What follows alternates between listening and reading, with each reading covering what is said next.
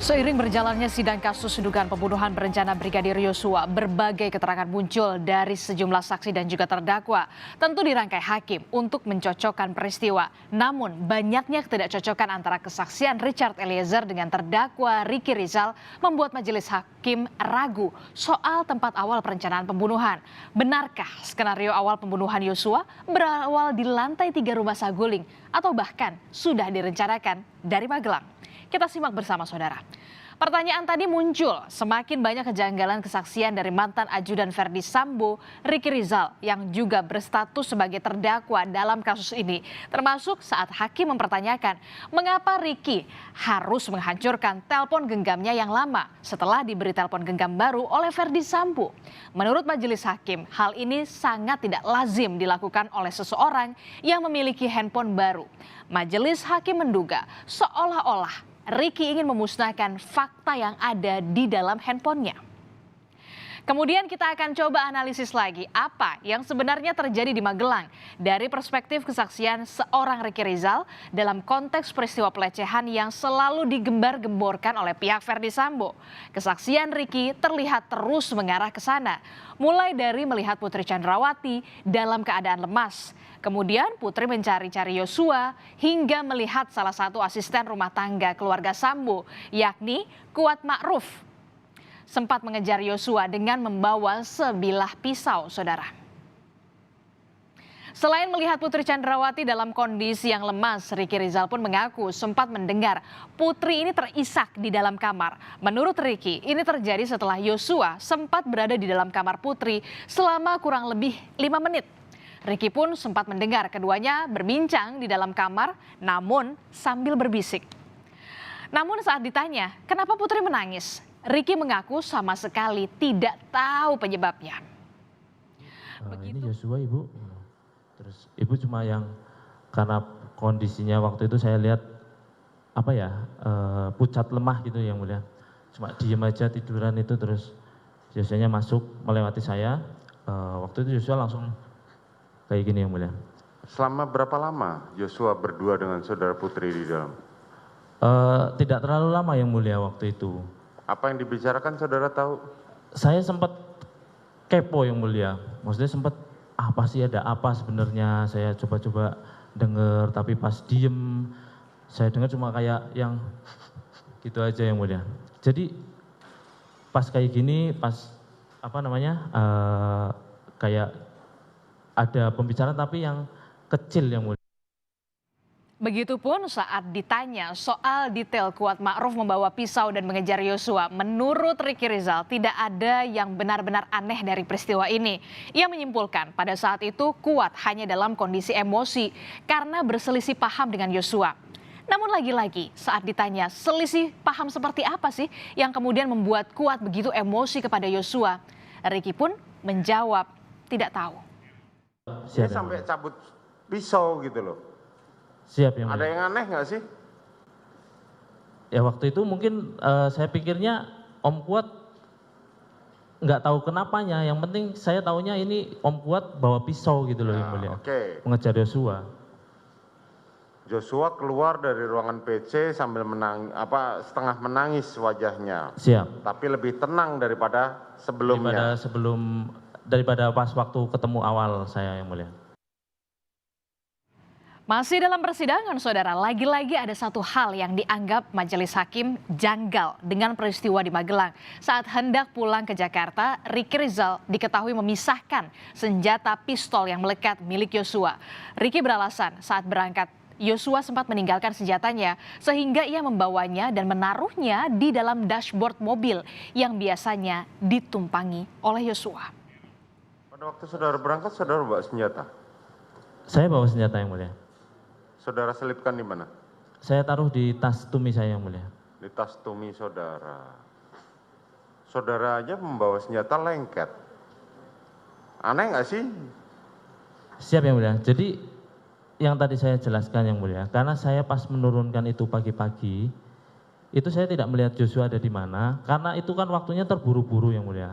Dan tidak mungkin nanti pimpinan menunggu kami yang masih siap-siap. Jadi saya terburu-buru masukin barang itu yang mulia. Saya Saya letakkan stayer itu di LM sesuai dengan kebiasaannya. Ya, saudara stayer di LM, tetapi HS-nya kemana? HS-nya karena setahu saya nanti Joshua juga akan duduk di situ.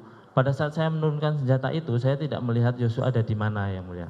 Kalaupun Joshua memang melihat saya di depan, dia pasti meminta kepada saya. Kecurigaan majelis hakim di persidangan terus berlanjut ketika Yosua malah tidak berada di mobil Putri Chandrawati saat perjalanan dari Magelang ke Jakarta. Padahal saudara, Yosua ditugaskan untuk mengawal Putri. Terlebih lagi, sebelumnya Ricky menaruh senjata api milik Yosua di dashboard mobil yang ditumpangi Putri Chandrawati. Menurut hakim, hal ini merupakan sesuatu yang janggal, seperti yang juga pernah diceritakan Richard Eliezer dalam kesaksiannya di persidangan. Diketahui bahwa saudara Joshua adalah orang yang ditugaskan untuk mengawal saudara Putri. Siap. Apapun ceritanya, tidak mungkin dia akan melepaskan dari saudara Putri. Siap, Yang Mulia. Kalau saudara Richard mengatakan tidak tahu kenapa dia tinggal satu mobil, nah saudara pun juga mengatakan tidak tahu, gimana ini? Iya, Yang Mulia. Jadi pada saat menyiapkan barang-barang itu, saya tidak memperhatikan apa yang dilakukan masing-masing ini. Bukan, termasuk yang Joshua. Kenapa misalnya, pertanyaan saya sederhana, kenapa saudara Joshua bisa pindah mobil dengan saudara, tidak satu mobil dengan saudara Putri? Saya tidak tahu, Yang Mulia. Saya pas turun, mau masuk mobil, yang di dalam sudah Joshua, kan pintu sudah tertutup, Yang Mulia. Cerita Richard Eliezer sebelumnya semakin meyakinkan hakim bahwa kemungkinan besar rencana pembunuhan Yosua sudah dimulai dari Magelang. Dalam persidangan, Eliezer sempat mengungkap terdakwa Ricky Rizal bercerita padanya sempat ingin menabrakkan mobil yang ditumpangi Yosua saat rombongan Putri Chandrawati kembali ke Jakarta dari Magelang. Menurut Eliezer, ini diungkapkan Ricky Rizal setelah peristiwa pembunuhan Yosua. Dan sebagai catatan, pada 8 Juli 2022, sepulangnya rombongan Putri Chandrawati dari Magelang ke Jakarta, Ricky Rizal berada satu mobil dengan Yosua. Saya sama Bang Ricky di samping. Bang Ricky sempat ngobrol ke saya. Belak-belakan Bang Ricky bilang, "Chat, sebenarnya tuh saya tuh udah rencana pengen nabrakin mobil." Waktu yang keras, yang tegas, biar tidak. Jadi pada saat dari Magelang sampai Jakarta tuh Bang Ricky bilang, Bang Ricky pengen menabrakin mobil. Karena almarhum kan posisinya di sebelah kiri. Dan pada saat dari Magelang sampai Jakarta itu almarhum tidur. Jadi dia, Bang Ricky ini bilang ke saya pengen menabrakin mobil di sebelah sisi kiri. Pada saat almarhum. Perjalanan dari Magelang menuju Pada Jakarta. saat Magelang ke Jakarta. Saudara Ricky bercerita kepada saudara Betul, bahwa dia pengen menabrakkan mobil. Siap, betul Bapak. Diarahkan kepada Yosua. Siap, betul Bapak. Saudara tidak tanya waktu itu. Apa alasan pada saat itu? Saya berpikir Bapak. Berpikir, apa saudara dalam tangkap? pikiran saya, loh ini berarti sudah dari Magelang ini. Ini berarti sudah saudara, Bang. Bisa saudara pertanggungjawabkan keterangan saudara ini? Bisa Bapak. Dari sejumlah kesaksian Ricky yang janggal ditambah dari kesaksian Eliezer yang benar-benar lepas mengungkap fakta peristiwa Magelang, hakim semakin yakin bahwa semua kesaksian Ricky Rizal banyak unsur kebohongan. Karena itu, majelis hakim pun sempat mengingatkan Ricky Rizal di persidangan untuk berkata jujur. Bahkan hakim sempat ingin menyentuh hati Ricky Rizal dengan menyebut istri dan juga anak-anaknya. Kamu nggak sayang sama anak-anakmu? Sayang, Yang Mulia. Kamu berkorban untuk nutupin ini semua. Siap, tidak, Yang Mulia. Jangan dipotong dulu. Tadi Siap, kamu ngomong mohon nggak maaf. saya potong. Siap, maaf Yang Mulia. Ya kan? Kamu berkorban, mengorbankan masa depan anak-anakmu untuk nutupin ini semua. Sampai hari ini kamu masih mencoba nutupin. Seolah-olah saya percaya dengan cerita kamu. Dari tadi saya diemin aja cerita kamu. Saya tahu kapan kamu bohong, kapan enggak. Tapi kalau caramu berbohong seperti ini, saya cuma ngingetin saudara. Kasihan anak istrimu di rumah. Sejauh ini baru Eliezer yang berani terbuka soal peristiwa Magelang. Namun para terdakwa lainnya masih sangat tertutup dengan apa yang sebenarnya terjadi di Magelang. Ferdi Sambo, Putri Chandrawati, Ricky Rizal, Kuat Ma'ruf. Bahkan sampai para asisten rumah tangga keluarga Sambo kompak menutup rapat-rapat peristiwa di Magelang. Hari ini bahkan ada yang terungkap dari kesaksian bekas anak buah Sambo, Hendra Kurniawan.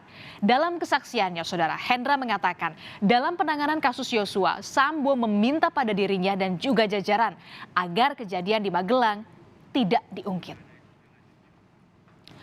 Besok, Saudara, aktor utama dalam kasus dugaan pembunuhan berencana Brigadir Yosua, Ferdi Sambo, akan bersaksi untuk salah satu terdakwa, Richard Eliezer. Kembali ke peristiwa Magelang, menarik untuk dinanti ketika majelis hakim menggali rencana pembunuhan Yosua yang diduga sudah dirancang dari Magelang kepada Ferdi Sambo. Jawaban Sambo besok akan menentukan kasus ini terang benderang atau justru semakin temaram.